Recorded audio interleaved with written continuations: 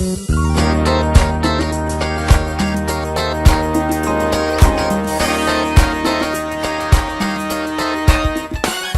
Pete and Reet at the Awesome Autistic Fundraiser up in Hamilton. Or is it Stony Creek? It's Hamilton, or is it right in between? In between. In between. And we're here raising money today for William.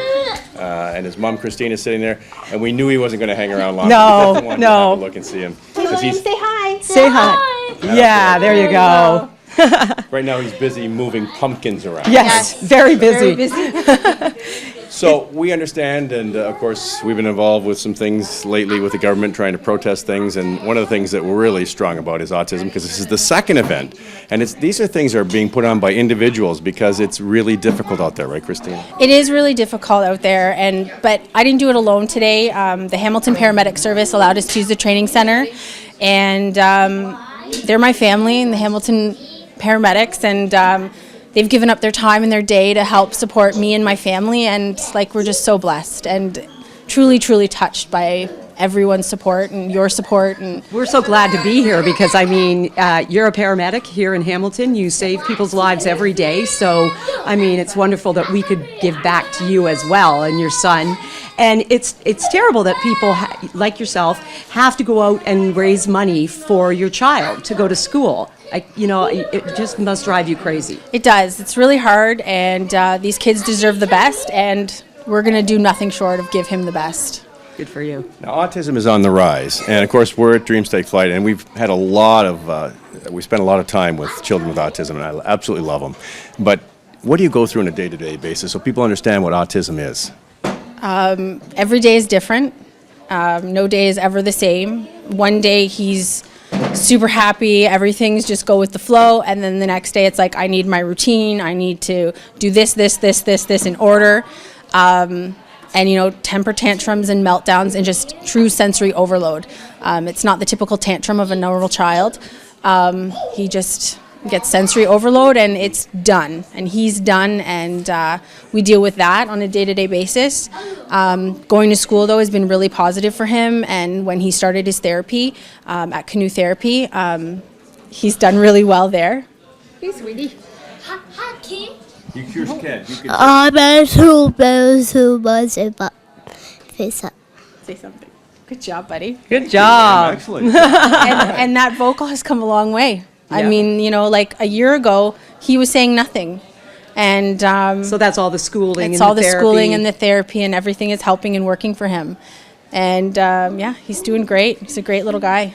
So what would the difference be in his type of schooling? What do they do that helps him improve his daily life? Well, right now he goes to public school in the morning, half day. And then he goes to Canoe Therapy in Burlington, where he does his applied behavior therapy.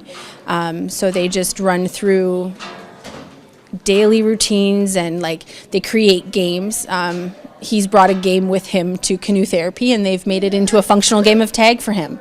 And he's doing really well in understanding that this can be a game, and I can include other children, and working on the communication and social, because it's a communication social disorder.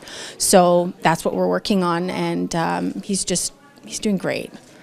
He's sneaking up behind us here. It's going to be launching pumpkin soup. Yeah, exactly. So tell us how you feel, how your family feels when you find out that funding's been cut off and that you have to do things like this, which is unconscionable in Ontario in this day and age, as far as I'm investigation concerned. It's heartbreaking on April to know 1st, that my kid families, I quote, were has left to suffer. devastated by And the he changes doesn't deserve to it, the because he's autism the program. cutest, and he's the sweetest, government and he's the is most kicking loving child. Over 2,000 And children off the I IPI feel for parents who autism can't treatment waiting afford list. to In put exchange, these the on government or offered have the a idea to pittance put it on, of but transitional everybody funding to should do cover something. private therapy. Mr. Get the Speaker, community involved. where and does the do Premier something, expect parents because to find you have to do something. You $50,000 can't sit to and do pay nothing for this with these private kids. We treatment? want to thank all the volunteers that came out here today. Great job, guys. All the people that donated stuff to make this happen is amazing, too. You've got a great community that love you and want to He make wants sure to you say grow something. I up know he well. does. You want to say something? We were told to go to bed. Weighing out those pros and cons, eh, bud? Can Can you say bye-bye? bye-bye? You are so cute, you know that? Well, you know what? Wherever events like this are going on, and of course we're in Hamilton Yes. on Saturday, October the 15th. Just so you know, this isn't you can't come to it unless you're here today and you see this today.